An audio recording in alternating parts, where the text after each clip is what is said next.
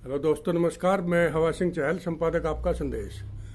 दोस्तों, आजकल एक बहुत ही ज्वलंत मुद्दा चला हुआ है जम्मू और कश्मीर का। हालांकि सरकार ने इसको 3 हिस्सों में बांट जरूर दिया है, लेकिन ये अब भी कोई बड़ी समस्या बना हुआ है और आए दिन देखते हैं इसमें शहीदों की फहरिस्त लंबी होती जा रही है।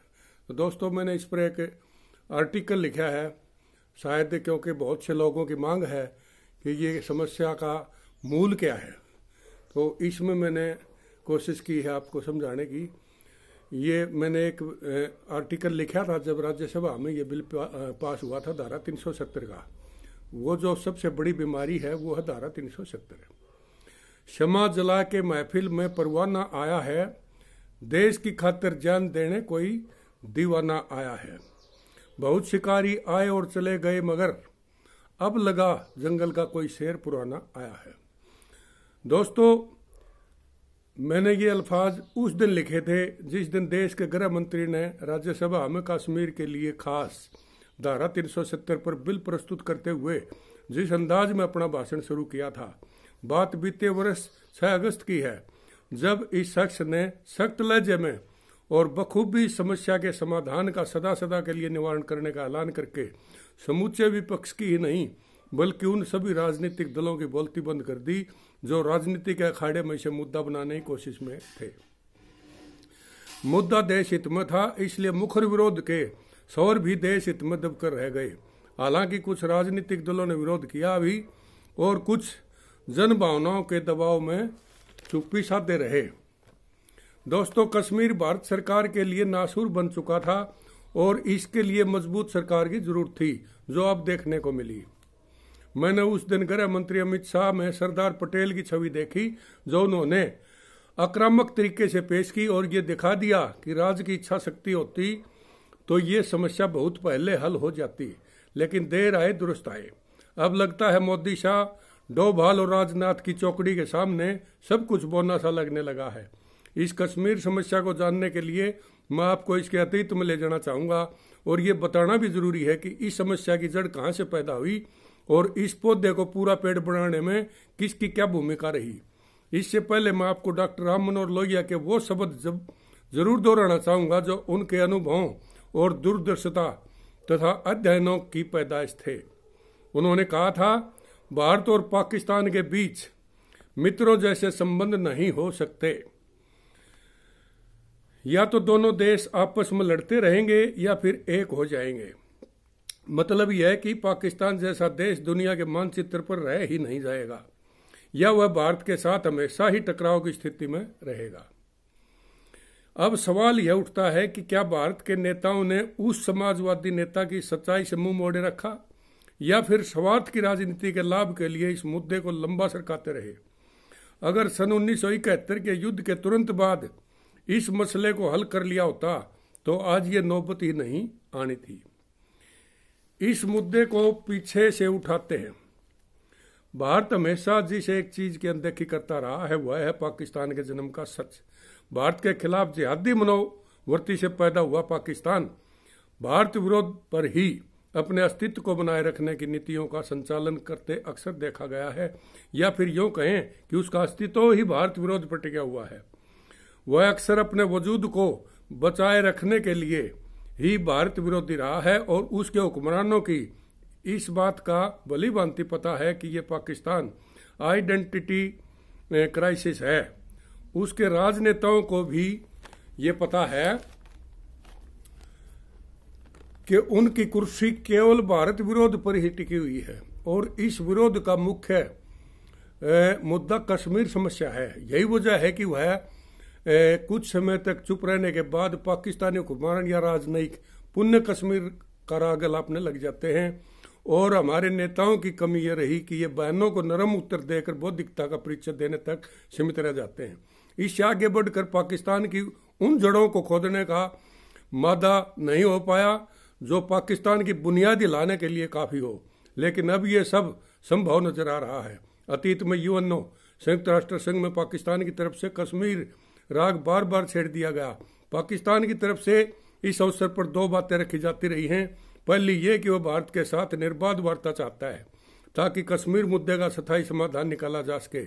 उनके हुक्मरानों ने भी दावा किया था कि पाकिस्तान कश्मीरी नागरिकों का राजनीतिक, नैतिक और कूटनीतिक समर्थन जारी रखेगा, क्योंकि इन लोगों ने अपने सम्मान, स्वतंत्रता को बरकरार रखने और समानता व न्याय पाने के लिए लंबी लड़ाई लड़ी है। दूसरी बात कुछ ज्यादा ही तल्ख थी, क्योंकि मजबूरी यही था कि जम्मू कश्मीर कभी भारत का अभिन्न अंग रहा ही नहीं है। इसके जवाब में भारत की तरफ से सिर्फ ये जवाब दिया जा सका कि पाकिस्तान का यह बयान बिल्कुल गैर जिम्मेदाराना और समितीय काम में अप्रासंगिक है। नियमित अंतराल पर होने वाले स्वतंत्र और निष्पक्ष चुनाव में भाग लेकर राज्य के लोगों ने अपनी इच्छा जाहिर की है, इसलिए जम्मू कश्मीर भारत का ही अभिन्न अंग है। महाराजा हरि सिंह की महत्वाकांक्षा और उनके दीवान रामचंद्र की कुटिलता कश्मीर की शुरुआती दुर्दशा के लिए जिम्मेदार थी। यही कारण है कि महाराज ने माउंटबेटन की भारत संघ में शामिल होने संबंधी सलाह को गंभीरता से नहीं लिया। यही नहीं, उसने पाकिस्तान के साथ 14 अगस्त 1947 को स्टैंड स्टिल समझौता अर्थात ब्रिटिश सरकार की सर्वोच्च सत्ता के समाप्त होने से उत्पन्न स्थिति में किसी भी प्रकार की छेड़छाड़ न करने का समझौता कर लिया था। इस समझौते के साथ यह भी तय किया गया कि कश्मीर की डाक तार व्यवस्था का, जिसका जिम्मा पहले अंग्रेज सरकार का था, संचालन पाकिस्तानी सरकार करती रही और वही रसद व पेट्रोल की सप्लाई का भी काम करेगी। यही समझौता पाकिस्तानी षड्यंत्र में सहायक सिद्ध हुआ और 9 अगस्त को पुंछ में दंगा प्रारंभ हुआ। इसी का फायदा उठाकर 22 अक्टूबर 1947 को पठान कबीलाइयों ने उनके गिरोहों ने कश्मीर पर उत्तर पश्चिमी प्रांत से हमला कर दिया और 26 अक्टूबर तक वे राजधानी श्रीनगर के निकट पहुंच गए। अंततः महाराजा ने शेख अब्दुल्ला की सलाह पर भारतीय संघ के अधिनियम पत्र पर हस्ताक्षर कर दिए। 27 अक्टूबर 1947 को लॉर्ड माउंटबेटन ने महाराजा हरि सिंह को लिखा, विशेष परिस्थितियों में मेरी सरकार ने कश्मीर रियासत के भारत डोमिनियन में शामिल होने के निर्णय को स्वीकार करने का निश्चय किया है। यदि किसी रियासत को शामिल होने का प्रश्न विवाद का विषय हो तो उसका राज्य की जनता की इच्छा के अनुसार निर्णय दिया जाना चाहिए। इसलिए मेरी सरकार की इच्छा है कि जैसे ही कश्मीर में कानून और व्यवस्था फिर से स्थापित हो जाए और आक्रमणकारी भगा दिए जाए, राज्य की डोमिनियन में शामिल होने का प्रश्न जनमत द्वारा तय किया जाना चाहिए। इस प्रकार से जम्मू कश्मीर का भारत संघ में अधिमिलन हुआ। लेकिन युद्ध को लंबा खिंचता देख भारत ने संयुक्त राष्ट्र सुरक्षा परिषद से मांग की कि वह पाकिस्तान को निर्देश दे कि वह कश्मीर में घुसपैठियों को मदद देने से बाज आए। परिणाम स्वरूप जनवरी 1949 के युद्ध विराम समझौता लागू हुआ, लेकिन अब तक पाकिस्तान जम्मू कश्मीर का लगभग 78,000 वर्ग किलोमीटर से भी ज्यादा क्षेत्रफल अपने कब्जे में ले चुका था।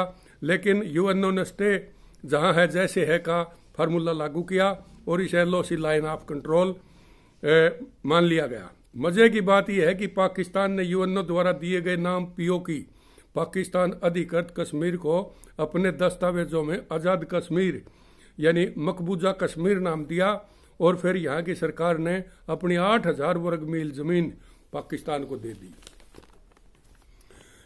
यूएनओ द्वारा पाकिस्तान के पीओके को मान्यता देने संबंधी प्रस्ताव को नामंजूर कर दिया और इसके बावजूद भी 1963 में पाकिस्तान ने 4,500 वर्ग मील भाग चीन को दे दिया। लेकिन भारत ने आज तक इस विषय पर सख्ती नहीं दिखाई। आखिर क्यों?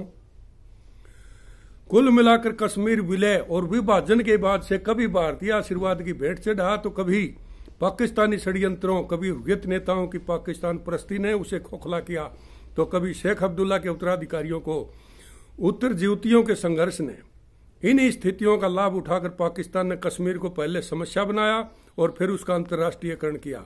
लेकिन बदले हालात में और केंद्र में मजबूत सरकार के होते अब आस बंद ही है कि जल्द ही पीओके भारत में शामिल हो जाएगा। पाकिस्तान ने बार बार भारत के जख्म कुरेदने में कोई कसर नहीं छोड़ी, लेकिन अब लगता है कि ये सरकार इसके विरोध को उठाने वालों के सर कुचलने में सक्षम है। इतिहास में भूगोल बदलते रहे हैं और अब लगता है कि भारत की सीमाओं में इजाफा होने वाला है।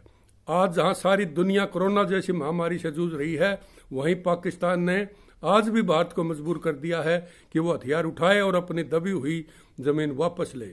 अब ये सरकार की इच्छा शक्ति निर्भर है कि वे कब तक पाकिस्तान को ललकारते हैं। शायद जल्दी ही, क्योंकि इतनी बड़ी समस्याएं एक एक करके सुलझानी पड़ती हैं और मोदी सरकार निरंतर प्रयासरत है। इसी विषय में पाकिस्तान कारगिल जैसे युद्ध में धूम दबाकर भाग चुका है और अब उसके सामने यह दिखाना होगा कि भारत ने जानबूझकर उसे बख्श दिया था। दोस्तों, लेकिन अब बहुत हो चुका है। भारतीय सेना भी बार बार की गोलाबारी से तंग आ चुकी है और सीमा पर शहीद हो रहे जवानों को भी बहुत झेल चुकी है, मगर अब समय आ गया है कि वो पाकिस्तान को अपना असली रूप दिखाए। तो ये था दोस्तों कश्मीर समस्या के बारे में। आपका संदेश चैनल को सब्सक्राइब करें, अच्छा लगे तो लाइक करें और हमारा हौसला बनाए रखें। नमस्कार, जय हिंद।